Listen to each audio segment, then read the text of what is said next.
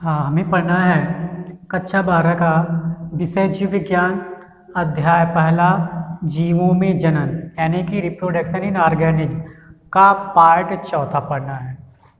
इसके पहले आपको कायिक जनन, अलैंगिक जनन के बारे में विस्तृत अध्ययन करवा दिया गया है। अब पढ़ना है हमें इसमें दिया है तीसरा वाला लैंगिक जनन। तो जनन आपने पढ़ लिया था, अब इसमें पढ़ना है लैंगिक जनन, अर्थात इसको इंग्लिश में सेक्सुअल रिप्रोडक्शन कहा जाता है। अब देखिए सेक्सुअल रिप्रोडक्शन क्या है? ऐसा जनन जिसमें नर व मादा युग्मक, ऐसा जनन जिसमें नर और मादा युग्मक दोनों की आवश्यकता होती है, वही आपका लैंगिक जनन कहलाता है। नर युग्मक को हम पुरुष कहते हैं और मादा युग्मक को स्त्री कहा जाता है। यही आपका लैंगिक जनन है।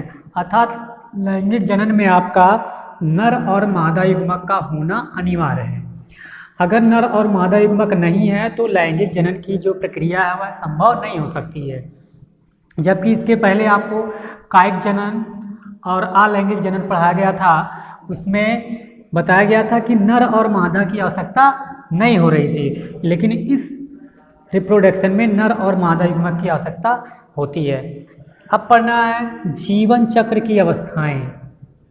जीवन चक्र की अवस्थाएं अर्थात फेज ऑफ लाइफ साइकिल। जीवन चक्र की अवस्था जो है, 3 अवस्था है। पहला है किशोरावस्था, दूसरा है प्रजनन अवस्था और तीसरा है जीर्णावस्था।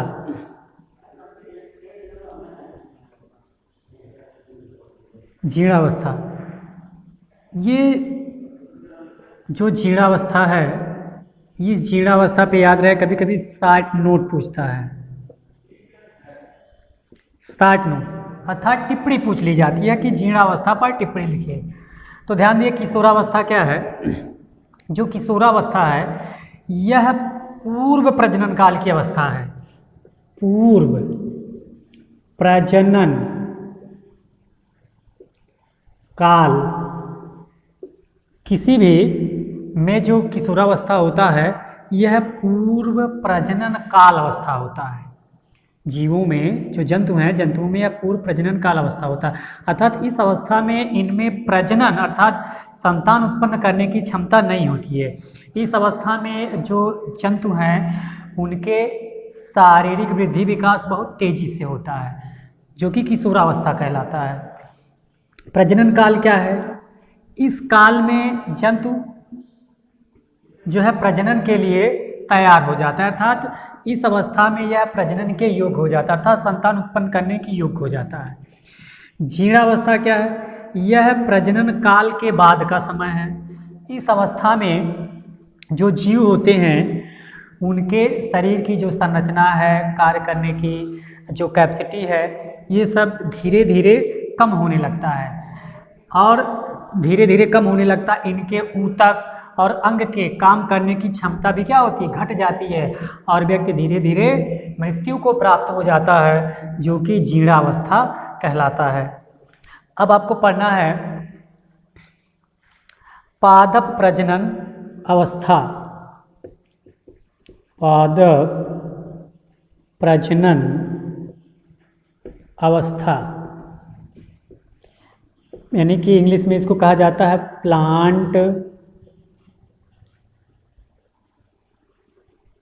Plant breeding phase.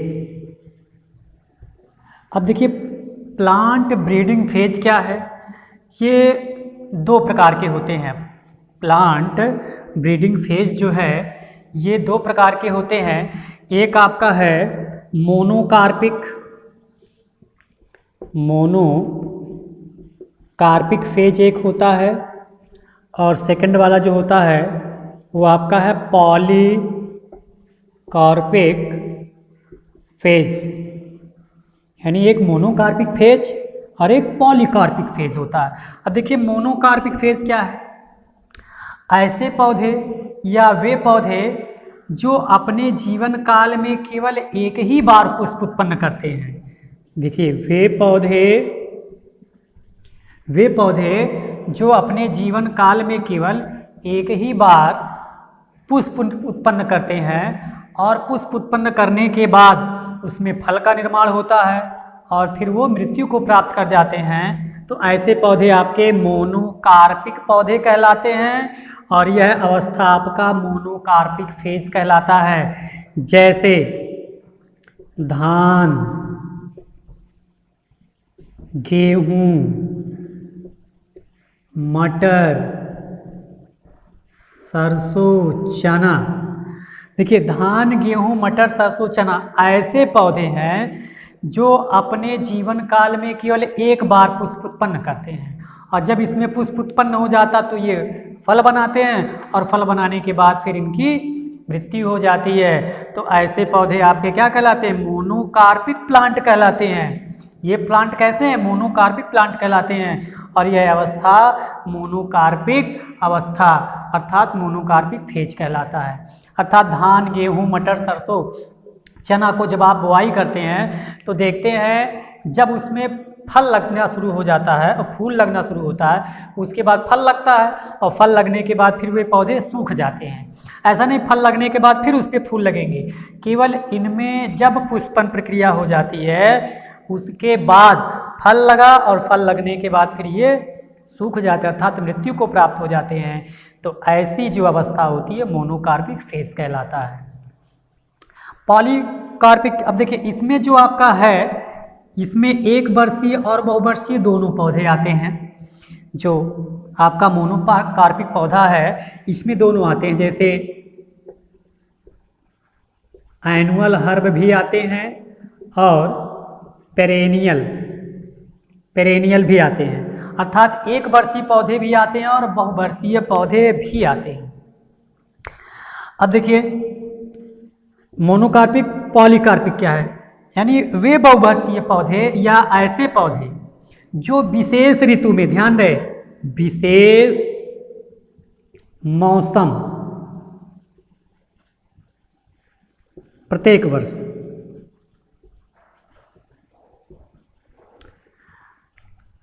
ऐसे पौधे, ऐसे बहुवर्षीय पौधे, इसमें बहुवर्षीय पौधे ज़्यादा रहेंगे, ऐसे बहुवर्षीय पौधे जो कहाँ प्रत्येक वर्ष विशेष मौसम में, ऐसे पौधे जो प्रत्येक वर्ष विशेष मौसम में पुष्प उत्पन्न करते हैं, और पुष्प उत्पन्न करने के बाद फल बनाते हैं, तो ऐसे पौधे आपके पॉलीकार्पिक पौधे कहलाते हैं। जैसे आप देखिए आम है, उसके बाद पपीता है,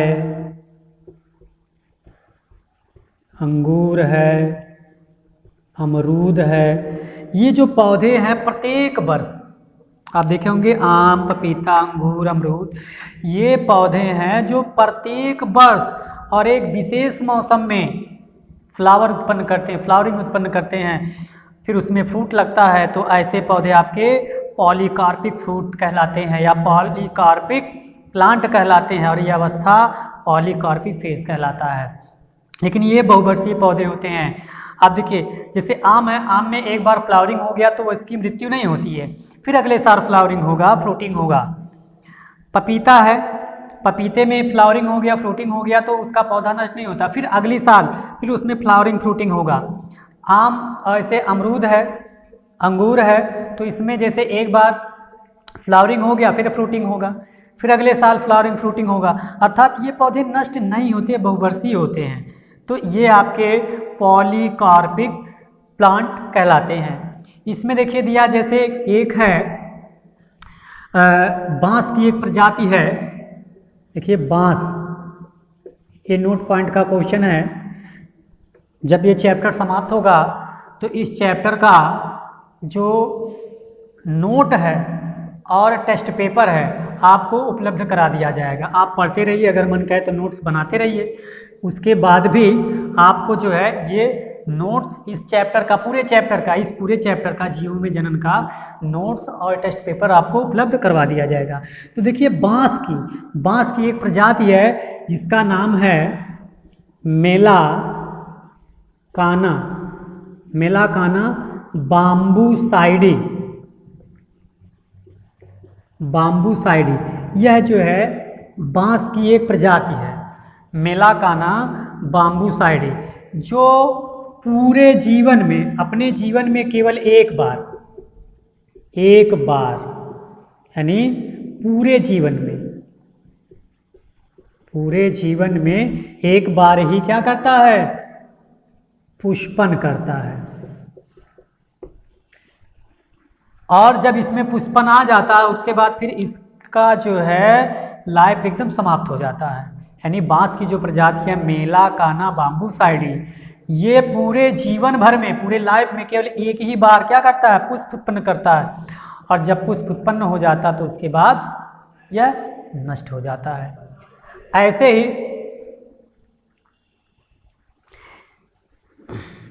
एक है नीला कुरेंजी, एक पौधा है पहाड़ी क्षेत्रों में पाया जाता है जिसका नाम है नीला कुरेंजी।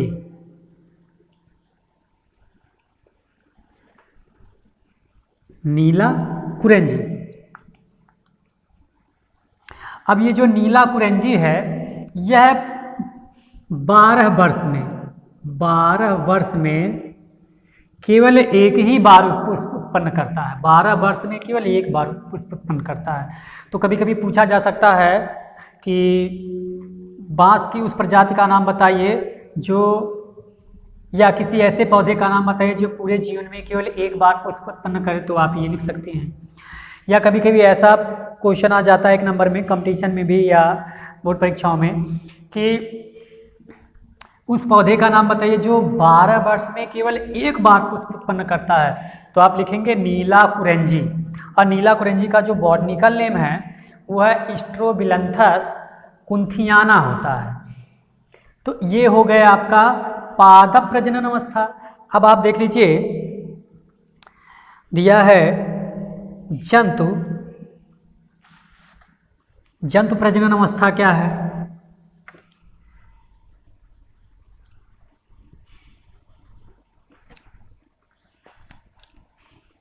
जंतु प्रजनन अवस्था अर्थात animal breeding phase. Animal breeding phase क्या है? जैसे अभी आप पढ़े कि जो है प्लांट प्रजनन अवस्था में आपने पढ़ा, पादप प्रजनन अवस्था में, कि वे दो प्रकार के होते हैं, जैसे मोनोकार्पिक और पॉलीकार्पिक। तो ऐसे इसमें भी दो प्रकार के होते हैं। जंतुओं में जो है प्रजनन दो प्रकार का होता है। तो एक होता है आपका मौसमी, एक मौसमी प्रजनन या जनन होता है, और एक होता सतत जनन या प्रजनन। मौसमी को अंग्रेजी में कहते हैं सीजन। देखिए कुछ ऐसे जीव जंतु हैं जिनमें एक विशेष मौसम में या विशेष ऋतु में प्रजनन होता है, तो उसे हम मौसमी जनन कहते हैं। और ऐसे जंतुओं को मौसमी प्रजनक कहते हैं। जिन जंतुओं में ऐसा जनन होता है उनको हम मौसमी प्रजनक कहते हैं। क्या कहते हैं? मौसमी प्रजनक कहते हैं। और यह जनन क्या कहलाता है? मौसमी प्रजनन कहलाता है। ये याद रहे, मौसमी प्रजनक। वे जंतु जिनमें विशेष ऋतु या मौसम में जनन होता तो वो ऐसा जनन विशेष जो है मौसमी जनन कहलाता है, और जिन जंतुओं में होता उन जंतुओं को हम मौसमी प्रजनक कहते हैं। जैसे देखिए मेढक, मछली,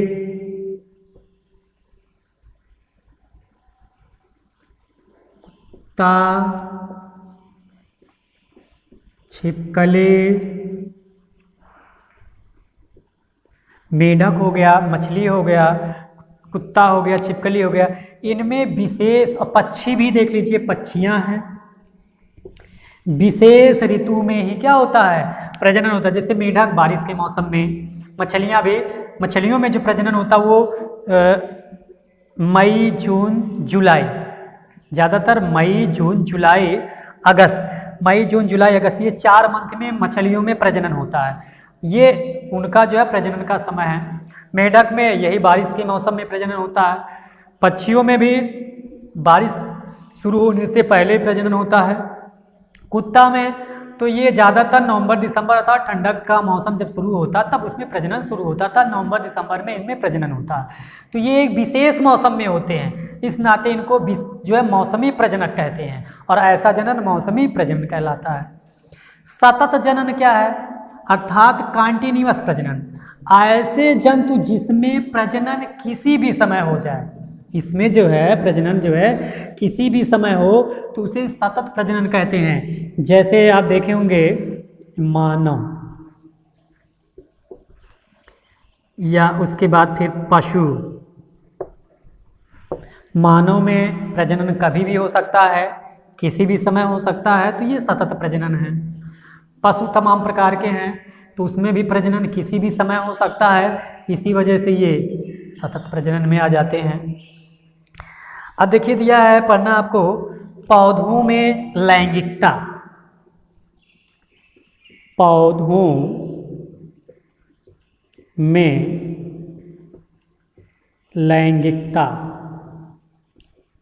अर्थात सेक्सुअलिटी इन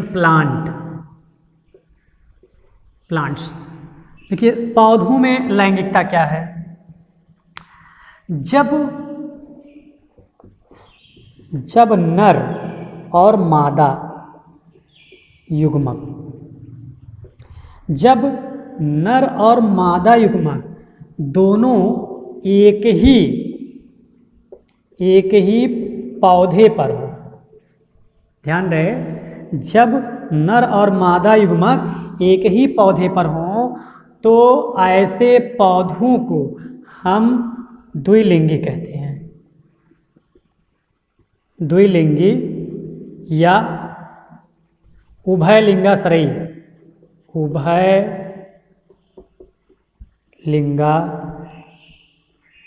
कहा जाता है। अब जैसे आपका देखिए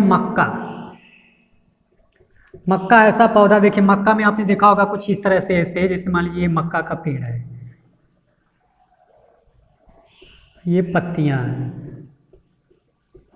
तो यहाँ पे देखेंगे फूल यहाँ लगता है और फल इसके यहाँ लगते हैं, ये मक्का यहाँ लग रहा है। तो ये जो फूल है ये आपका नर पार्ट होता है और नीचे ये मादा पार्ट होता है।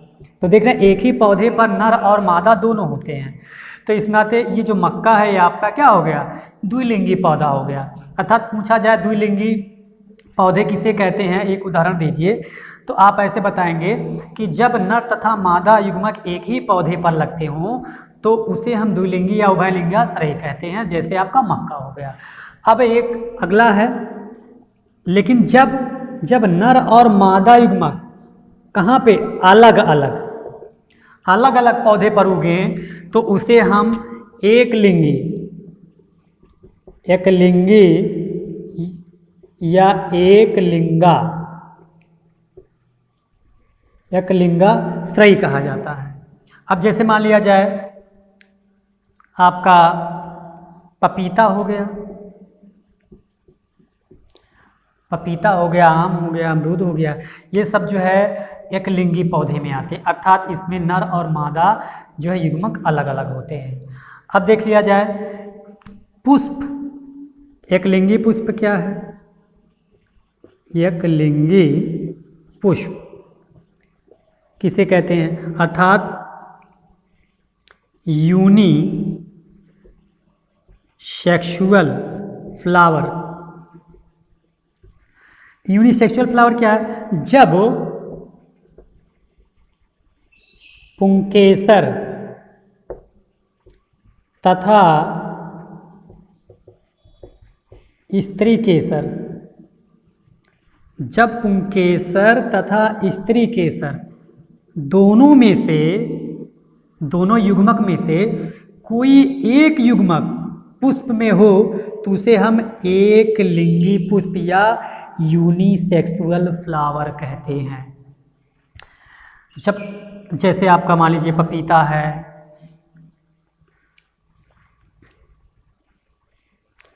या मक्का हो गया, ये सब आपके एक लिंगी हो गए। अब द्विलिंगी क्या है? द्विलिंगी पुष्प यानी कि बाई सेक्सुअल फ्लावर, जब पुंकेसर तथा स्त्री केसर दोनों युग्मक एक ही पुष्प में हो तो ऐसे पुष्प को हम द्विलिंगी पुष्प कहते हैं। जैसे सरसों, मटर, गुड़हल, ये सरसों, मटर, गुड़हल, चना या दाल वाली जो भी है फसलें सब द्विलिंगी में आती हैं। तो ये जितने भी हैं ये आपके द्विलिंगी हैं। इन मटर हो, सरसों हो, चना हो, गुड़हल हो, इन सबको अगर देखेंगे तो इन सब में जो है नर यानी पुंकेसर और स्त्री केसर दोनों एक ही पुष्प में होते हैं, दोनों एक ही पुष्प में होते, इस नाते इसको क्या कहा जाता है? जो है द्विलिंगी पुष्प अर्थात बाईसेक्सुअल फ्लावर कह देते हैं। अब इसके बाद इतना तो आपका पार्ट चौथे में रहा। अगर आपको ये वीडियो अच्छा लगे तो इस चैनल को सब्सक्राइब और लाइक करिएगा। अगर किसी को कहीं भी समस्या हो रही हो तो कमेंट बॉक्स में वो कमेंट जरूर करके बताएगा। फिर अगले वीडियो में हम यहाँ से आगे की प्रक्रिया आपको बताएंगे।